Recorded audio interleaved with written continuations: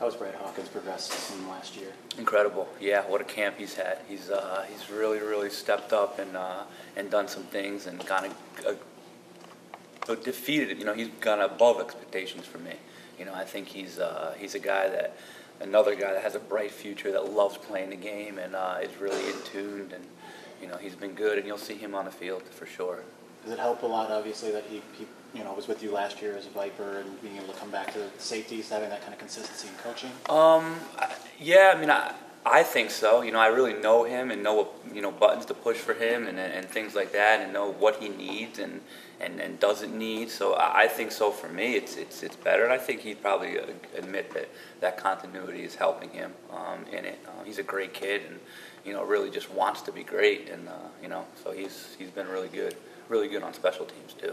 Chris, I know Nardine talked a lot in the spring about how he was working on if he missed one, the next one had to go in. That was kind of his mental.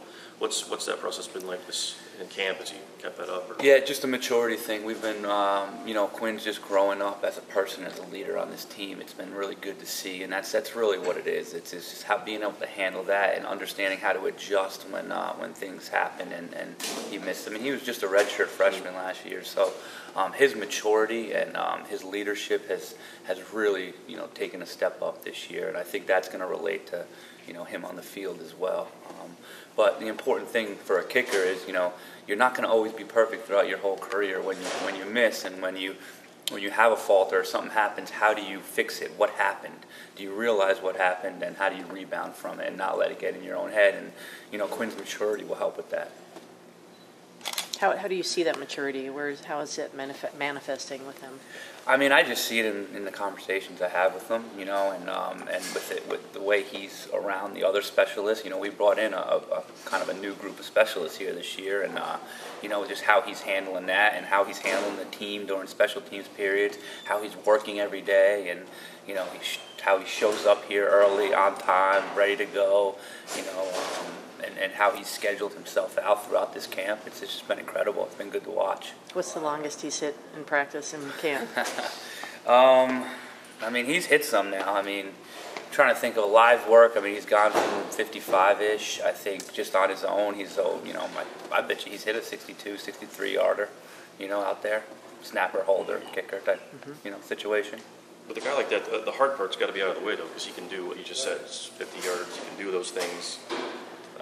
Is the mental part the hard part, or he already has a physical part, I guess? Yeah, the mental part's got to be for limited sure. This guy. For any specialist like that, for a kicker, the mental part's the hard part. We hope that we've recruited the guys that have the physical ability, the leg strength, and obviously you can just get them better and more physical and more flexible. But the mental part is where you got to really work on, because when you're kicking a 60-yarder, you don't necessarily need to hit it harder. Right, you just got to hit it right, and guys tend mentally try to overswing and stuff like that. So I think the mental is everything there. How do you feel about your situation with your punters right now?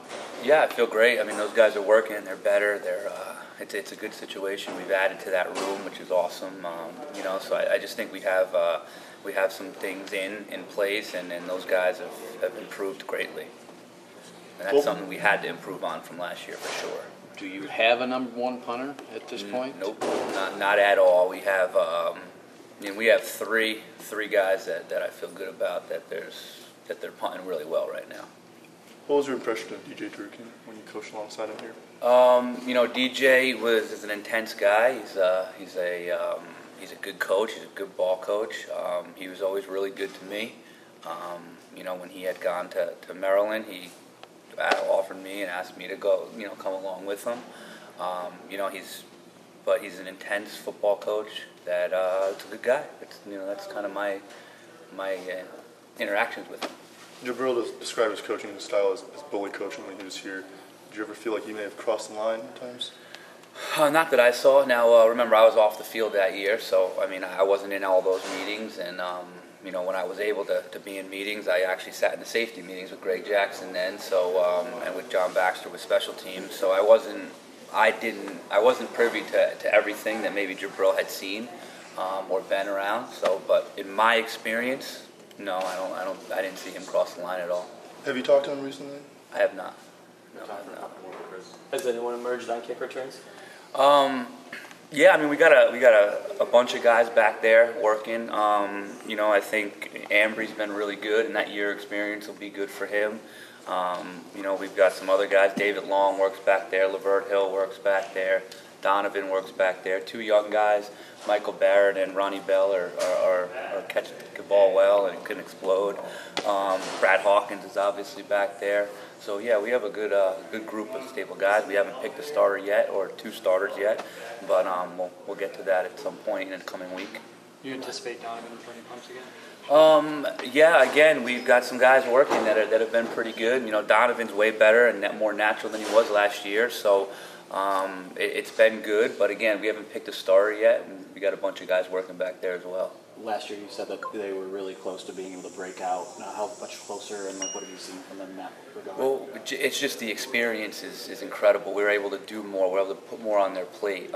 You know, they get it. You know, they get their bodies into better positions and things like that. So we're very excited about the ability and the potential of our special teams unit as a whole in every phase. How have you seen Casey Hughes adjusting to new school, new system, new Yeah. terminology, all that? Of course. I mean, that's a challenge, right? So he came in. He wasn't in spring ball. He came in. He started with me in the safety room and did a heck of a job trying to learn the defense. And we've recently flipped him over to the corner room with Coach Zordich. So and he's picking it up. He's going now. You know, I think the first week was probably like, you know, wow, it's a lot. You know, because he's coming from corner to safety in a new environment. But he's a guy that you'll see out there, you know, contributing in various areas, special teams and things too. Is he going to work at both spots, or is he working at full-time corner now? He's going to work at corner and nickel. Okay. Yeah. In what specific ways do you want these safeties to be better, to take a step forward from last year? Yeah, that's a great question. I want them to be more physical. You know, I want them to be more physical players, and I want them to be completely all around the ball in every play. Wherever that ball is, I want them there. You know, if it's thrown up in the air, let's go make plays on the ball. If it's a running play, let's get ourselves around the ball with some physicality and, you know, and just track it everywhere. Be really smart. You know, be savvy back there. We got a couple returning starters back there, so you know they need to take the next steps in their football IQ and their football knowledge and their physicality and getting around the ball. I was curious, how different is it to coach a kicker, that mentality, versus linebacker, safety, you know, defensive players who have a different all-out approach? I mean, it is different, but coaching to me is not, you can't coach all the safeties the same way. You can't coach all the linebackers the same way. So you need to adapt and understand how to coach each individual player. And that's why I love special teams. There's so many different players. It's like it keeps you on your, you know, toes all the time. You're always thinking, how do you coach this guy? How do you motivate this guy? What can this guy do right? So to me, it's like it's different, but it's not anything that much different than anything else. Kickers tend to be head casey a little Yeah, bit, though, yeah. right? Now, I'll admit, I coach Quinn like I would coach a middle linebacker. You know, he's got that mentality, so he's an easy one there. You know, so but yeah, Quinn's a little different. You could throw him in at middle linebacker, and he's not going to back down. You know, I don't know if he'll get run over or not, but he won't back down. So he's an easier one. But yeah, I mean, it's a different personality type that you coach, and but that's why we do it. It's fun to me. That's an exciting part. Did you like I mean, with the haircut last year, the wild thing, did you appreciate that? Oh, yeah, I love it, yeah. Go be yourself. Go out there and be yourself, as long as it doesn't take away from, you know, your day-to-day grind, your performance. As long as it doesn't take away from that or your play on the field, go ahead, be yourself. Rashawn made it sound like losing to Brandon Winbush in high school is still a little bit of a sore spot. What do you remember about those battles? Battles, man. What a great kid Winbush is. Smart, you know, competitor. I got to play him twice. Rashawn played him once. Yeah, it was two unbelievable games. You know, it's going to kind of go back and forth, and you know, he's a guy who's going to come in. He's not going to back down. He's going to compete. He's going to do stuff with his legs. He's got a strong arm. He's smart. He'll get them in the right positions. Yeah, that's going to be an exciting one for sure. Was it true no one had sacked him that year until Rashawn got to him? I think so, yeah. I mean, I don't really recall that much, but I know we stood up Rashawn a little bit and moved him around. I think he got a couple sacks on him. Yeah, that might be true, yeah. I kind of vaguely remember something like that. Did you know Rashawn probably needed contact lenses in high school? Yeah, that's right. Yeah, he had these big goggles when he showed up. And, yeah, he definitely did. But Yeah, that should make him better too, getting those eyes right. Donaldson in the spring, fastest defense that maybe he's been around. Are you seeing evidence of that this year? Fastest special teams that we've been around too. Just explosive, can run, can bend, and guys that are we're fast for sure. Is that a product of Ben, you think, of Herbert? Or, or getting I old? would say, yeah. I mean, they're incredible, that staff. They've changed bodies. They put weight on, but kept guys speed up. Those guys, I can't say that. No, he just put me up a workout. I'm kind of fired up to follow it. So I went in the weight room 3 days ago, right after one of the practices, and he gave me one exercise, and I was sore for 3 days. So, what was it?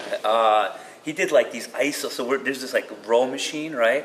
And he gets on top of the row machine, takes all the weight off. He gets on top. He's like, "Watch this." So he's leaning his body right as I'm trying to do this thing, and like screaming at me. And I probably did like twice as many reps as I could, and my lats were sore for like 3 days. So I went in there yesterday. I said, "You got to write me up something I can do after practice."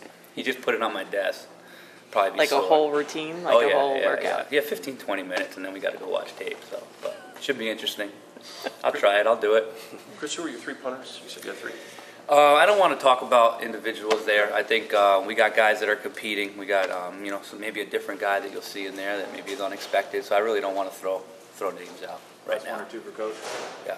You got to do before and after photos, right, with the workout? What's that? Oh yeah, definitely. Like 2 or 3 yeah, okay, that's right. I'll do that. I'll do before and after. See what he can really do. The ultimate test for him. Yeah, those guys are incredible, though. Really good. What does Kelly Powell give you both on at the safety position? Now Yeah, he's dedicated there as well. Smart. He can do a lot, and we put a lot on him for that reason. I just think having a utility guy that can play both safety spots, can play nickel. If anything ever happened, can go out and survive at corner. Can do things on special teams that can fill into different spots for different injuries and things like that. It just for a guy like that, it takes a little bit longer for him to get comfortable. Last year he's doing all that stuff because he does it, but do you really do it well? He's taken that next step where now he's doing all that stuff and he's doing it well. So he's kind of like the Swiss Army knife back there that can do that. And as a coach, you want to make sure that you put him in the right position to succeed. And he's been there too. He's a really good cover guy, really good inside cover guy, but he brings a lot to that room. Coach Washington was talking about how Coach Brown sometimes helps him get focused or motivated or get perspective whenever he needs it. Yeah. You experienced that as a coach from him? Yeah, I mean, like for me and like Al, like if you really look at things, it's like if you made a Christmas list of what coaches you want to work around, we have that. I mean, it's Don Brown. I mean, I'm in the secondary with Mike Zordich and got Devin Bush in the room. It's like those guys have done it at the highest level. Coach Brown, can straighten you out in an instant, right? And he will straighten you out in an instant, coaches or players. But it's awesome. You got Coach Madison coaching the D-line, and it's really an unbelievable environment and experience. And it's hard as a young coach not to succeed and be great because you watch these guys do it and how they've done it for years. It's like you just follow those guys and you'll be all right. So yeah, it's good. Coach Madison, Coach Zordich, Coach Brown, those guys. Every day, they guide you and you can ask them stuff and they'll get you right. They'll get you focused.